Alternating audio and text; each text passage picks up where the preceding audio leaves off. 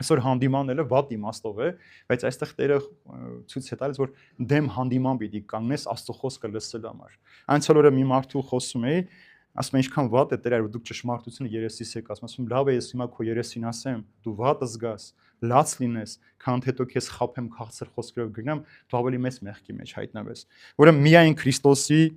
միջոցով է, սրբարար զորությամբ է մեղավորը կարողանում հասկանալ եւ տեսնել իր սխալները։ Այսա է հանդիմանությունը, որտեղ դու կարդում ես, քո մեղքերը տեսնես։ Այսօր շատերը ինչու են խուսափում Աստվածաշունչ կարդալ, որպեսզի իրենց մեղքերը չտեսնեն, որովհետեւ Աստվածաշունչը հայելի է։ Դու նայում ես հայելու մեջ, չտեսնես մազդ որտեղ է թեքված, ունքդ որտեղ մասկա պիտի հանես, դերեսիդ վրա ինչ վնասված տեղ ունես, պիտի շպարով փակես։ Սուրբ Գիրքն էլ այդպես քո սխալներն է ցույց տալիս, ոնց անես, որ քեզ մաքրես, սրբագրես, որպեսզի քո մեղավոր կյանքը քեզ հետո հանդիմանություն չդառնա։ Եվ Օգոստինոսը շատ գեղեցիկ խոսք ունի, Օգոստինոս Երանելին ասում է.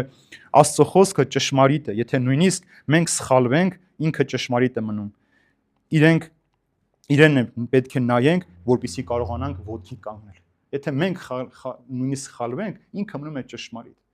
Ուրեմն այս ճշմարտության մեջ պիտի նայես, ասում եմ, որ ոտքի կանգնես, բարձրանաս։ Դրա համար հայրես մեկն ասում է, Տեր թող մնամ իմ մարդկային տկարությամբ, բայց այնպես արև որ սխալվեմ, իմ բարձրանալու ցանկությունը հանկարծ չմարի մեջ, որպեսզի ես կարողանամ նորից բարձրանալ քեզ տեսնելու համար։